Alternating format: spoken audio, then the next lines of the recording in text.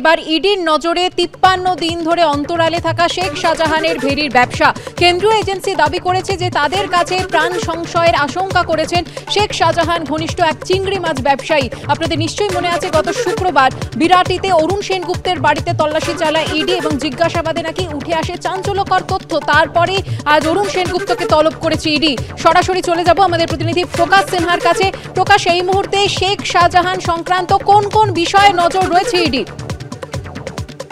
না দেখো সুকন্যা, সবচেয়ে বড় প্রশ্ন শেখ শাহজাহান কোথায়? আজকে ৫৩ দিন হয়ে গেল, শেখ শাহজাহানের কোনো খোঁজ নেই। এর মধ্যেই ৩টে নোটিশ তাকে পাঠানো হয়েছে। আজকে আবার বারাসাত কোর্টে শেখ শাহজাহানের যে আগাম জামিনের শুনানি সেটা রয়েছে। ইতিমধ্যে যেটা ইডি সূত্রের খবর, শেখ শাহজাহানের বিরুদ্ধে নতুন সিআইআর করা হয়েছে। তুমি জানো গত শুক্রবার ৬টি জায়গায় তল্লাশি অভিযান চালানো হয় এবং তল্লাশি অভিযানে ইডির তরফে দাবি করা হচ্ছে চাঞ্চল্যকর তথ্য উঠে এসছে। তোমার মনে থাকবে বিরাটির একজন ব্যবসায়ী অরুণ সেনগুপ্ত, চিংড়ি ব্যবসায়ী, তার বাড়িতে পৌঁছে যান ইডির আধিকারিকরা এবং তারা জানতে পেরেছিলেন যে শেখ শাহজাহানের কাছ থেকেই কিন্তু এই ব্যবসায়ী চিংড়ি মাছ নিতেন।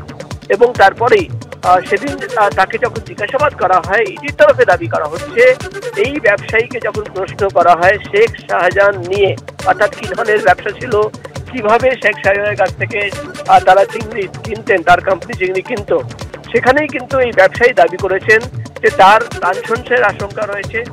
কেন কি তিনি মুখ খুললে তাকে কিন্তু প্রাণে মেরে ফেলা হবে, এই কথা কিন্তু ব্যবসায়ী জানিয়েছেন। এতটাই নয়, যেটা ইডি সূত্রের খবর, ব্যবসায়ীকে যখন প্রশ্ন করা হয় যে ব্যবসা কিভাবে হতো, ইডির তরফে দাবি করা হচ্ছে তারা জানতে পেরেছেন যে ডাইরেক্টলি বা ইনডাইরেক্টলি সন্দেশখালিতে বসে কিন্তু এই কোম্পানি কন্ট্রোল করতো শেখ শাহজাহান, এবং কাদের কাছ থেকে কিভাবে চিংড়ি কিনতে হবে, কোন রেটে মাছ কিনতে হবে, কোন সিন্ডিকেট মাছ সাপ্লাই দেবে, পুরোটাই কিন্তু শেখ শাহজাহানের নির্দেশে হতো। এবং এই ব্যবসায়ী, যেটা ইডি সূত্রের খবর, ইডি তদন্তকারীদের জানিয়েছেন যেদিন তারা বিরোধিতা করতেন, অর্থাৎ তারা যদি অবজেকশন রেজ করতেন, তাদের কিন্তু হুমকি দেওয়া হতো।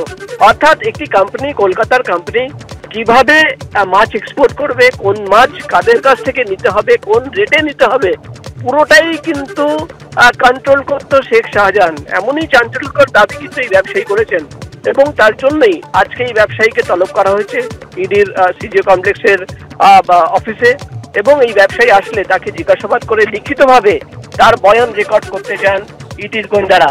কেন কি তারা আগামী দিনে কোর্টে এই বয়ান পেশ করে দেখাতে চান যে শেখ শাহজাহান কতটা প্রভাবশালী এবং সন্দেশখালিতে বসে কলকাতার একটি ইম্পোর্ট এক্সপোর্ট কোম্পানি, সেই কোম্পানিকে কিভাবে তারা কন্ট্রোল করতেন, সেই বিষয় নিয়ে কিন্তু ইতিমধ্যেই তদন্ত শুরু হয়েছে। এবং তোমাকে বলে দিই, মাছের যে ব্যবসা, অর্থাৎ তুমি জানো এর আগেও যে অভিযোগ একাধিকবার উঠে এসছে যে সন্দেশখালি এলাকার একাধিক ভেড়ি দখল করে তারা কিন্তু সেখানে কন্ট্রোল করতো, সেই বিষয় নিয়েও কিন্তু তদন্ত চলছে।